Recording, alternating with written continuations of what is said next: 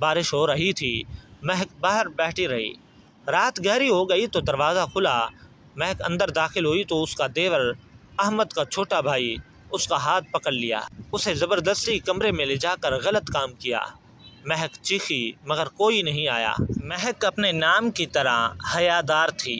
महल्ले के लड़के तो भंगड़ों की तरह उसके घर के गिर्द मंडलाते रहते थे। कई लड़कियों की ज़बानी उसके हुस्न के चर्चे पूरे महल्ले में फैल चुके थे, लेकिन कभी किसी ने उसका चेहरा कभी नहीं देखा था।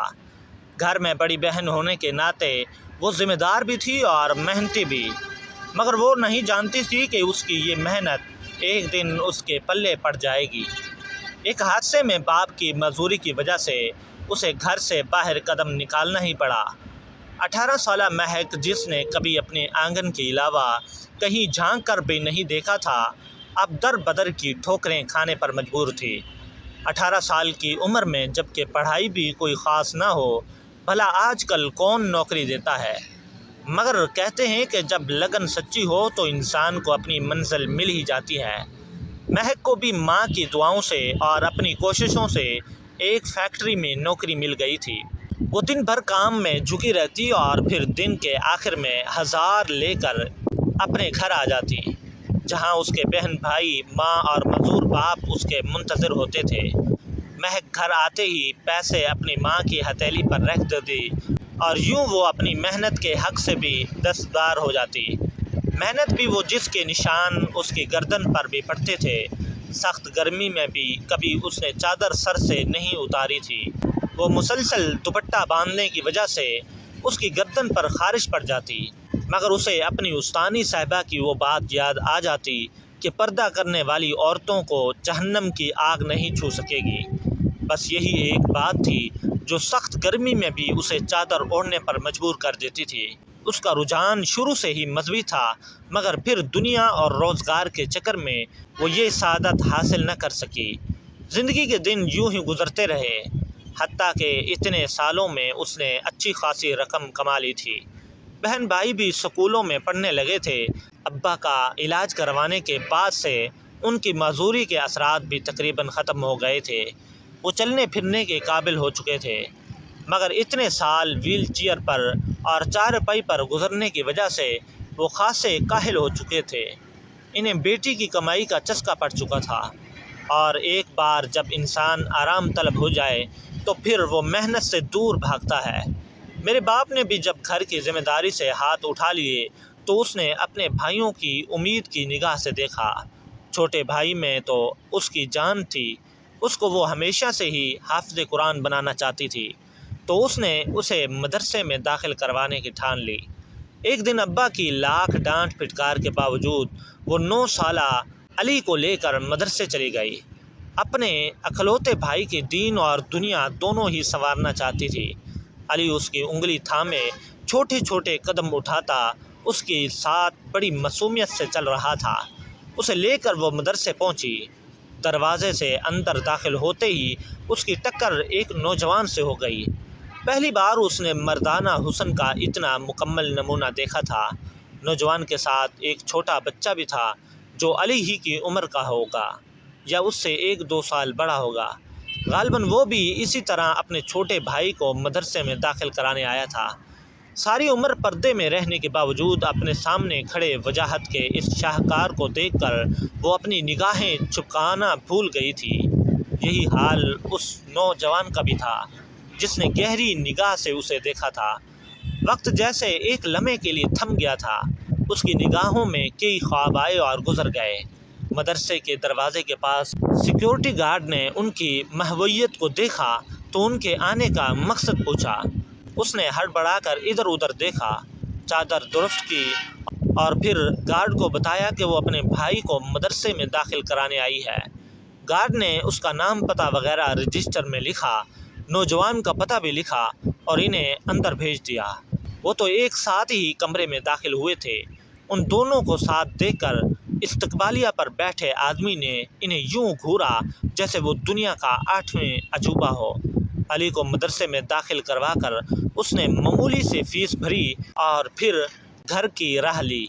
रास्ते में वो अल्लाह से भाई की सलामती की दुआएं मांगती रही। अचानक उसे एहसास हुआ कि उसका दिल क्यों इतना धड़क रहा है। उसने अपने आप को समझाया कि ये सब अल्लाह की तरफ से है, मगर उस दिन के बाद उसकी ज़िंदगी में एक नई तब्दीली आ गई थी। वो मदरसे के सामने से गुज़रते वक्त बार बार उस नौजवान की याद आ जाती। उसकी आंखें, उसकी मुस्कुराहट और उसका अंदाज़। वो खुद को रोकती, मगर दिल कहता कि शायद ये अल्लाह की तरफ से कोई निशानी है। एक दिन वो मदरसे गई तो वो नौजवान वहाँ मौजूद था। इस बार उसने हिम्मत करके उससे बात की। आपका भाई यहाँ भी पढ़ता है? नौजवान ने मुस्कुरा कर कहा, जी हाँ, और आपका भी। बातों बातों में उनका तारुफ हो गया।